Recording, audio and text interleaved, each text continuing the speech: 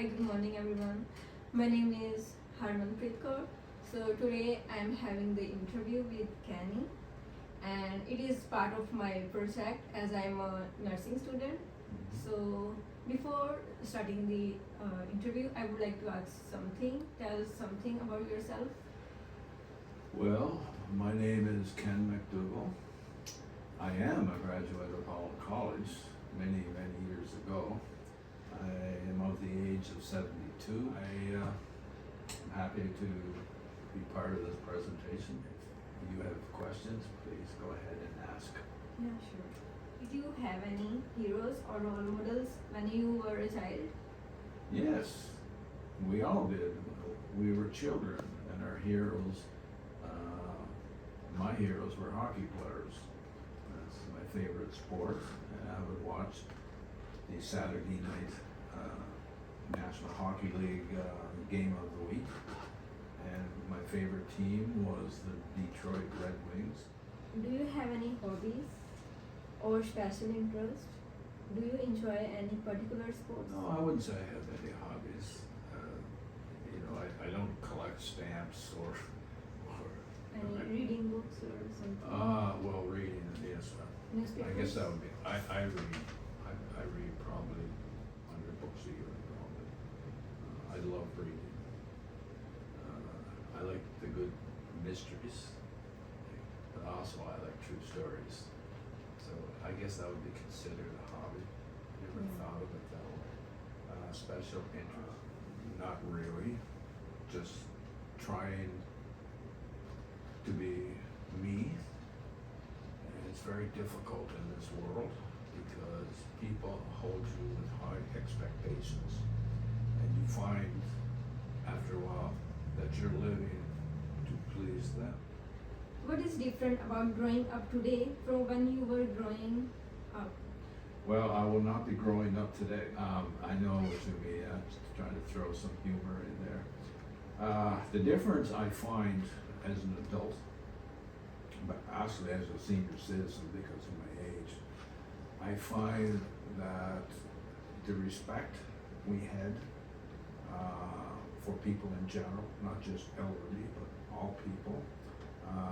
There was a time we all would walk down the street, and if someone is coming our way, whether we knew them or did not know them, we always said good morning, and they said good morning to you. Nowadays, when we walk down the street and we say good morning, people don't answer, and it's very rude.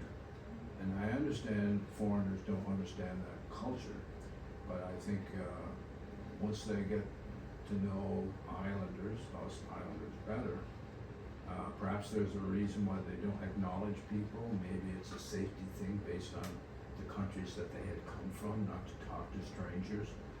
But on Prince Edward Island, if you want to live and get along with the population, if someone says to you, good morning, you respond, good morning to you. Or, have a nice day. Yeah, you have a nice day too. That's called friendliness.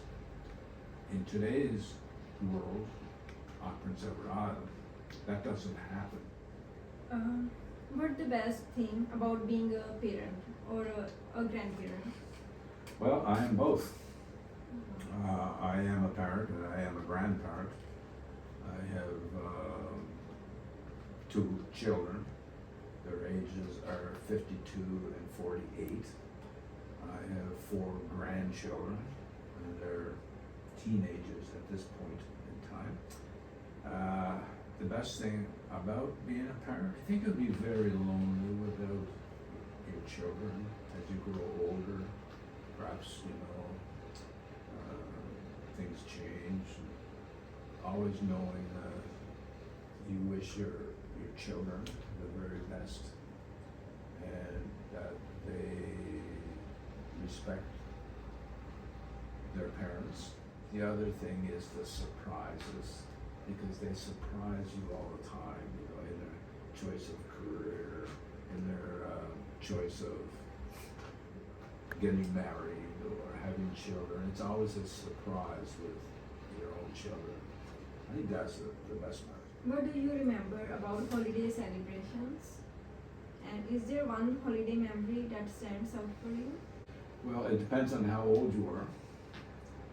If I was 12 years old and it was a holiday, I would say, yippee, no school today. But as you grow older, holidays begin to take on some meaning.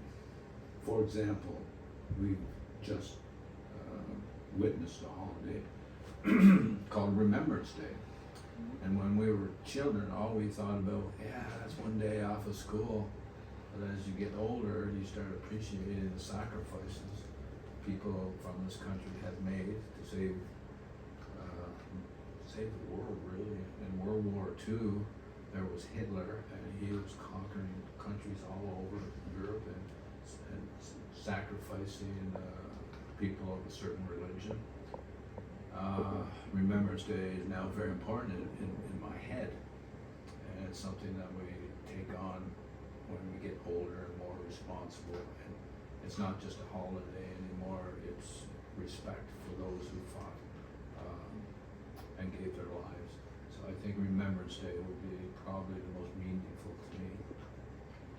It happened with me, like I had a long weekend after school and I was so happy like I can give time to studies. Like it was just holiday for me, like It's to normal. give time. It's normal. If you won $1 million tomorrow, what would you do with the money? Well, I would not be here.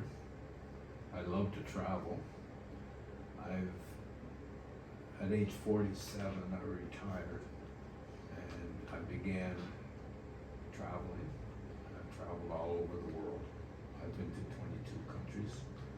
I have, the last country I last visited was in South America, Ecuador and Peru. They were the last two countries I've traveled to. So with $1 million, I think there are places I've gone through in those countries. I don't like to travel in resorts. I don't like to travel with a lot of people. I just like to travel by myself. And I do not like to sleep in hotels. I always go to a very small village and find a place to sleep, hospedaje, hostel. If I had $1 million, I think there's a few villages I think with $1 million I could help. What is your favorite book and why? What is your favorite movie and why? I think the most favorite book I read was called The Road to Santiago by a Brazilian author named Pablo Coelho. And in the beginning, I thought the book was simply fiction. I love the book. It's about walking across the country of Spain, solo, alone.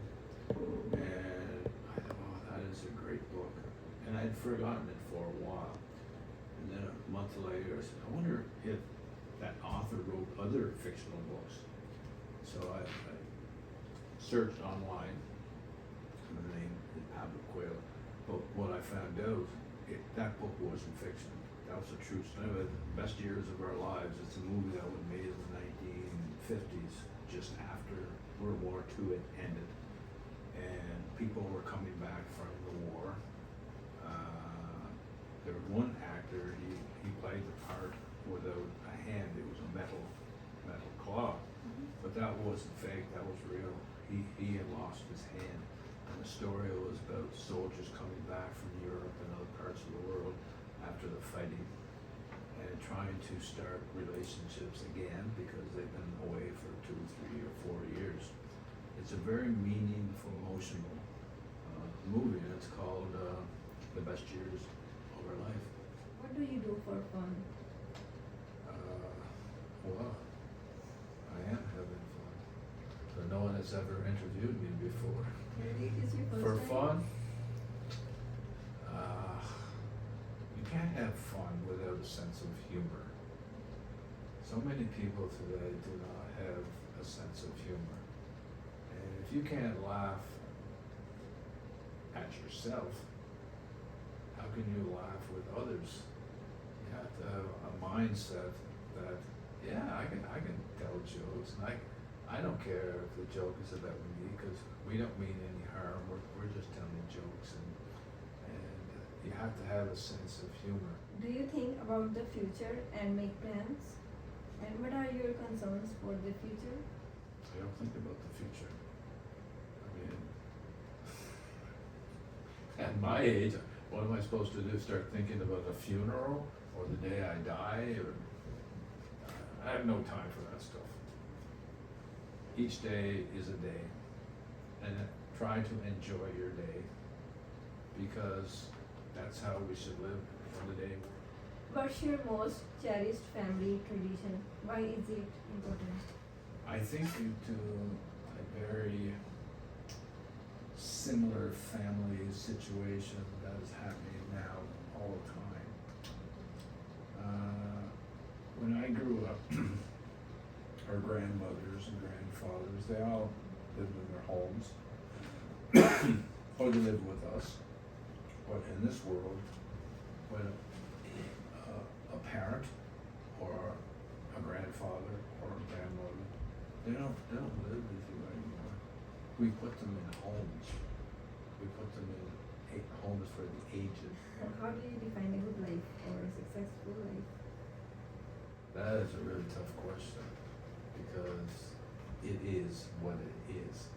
And then you have to evaluate that. Well, is that good or is that bad?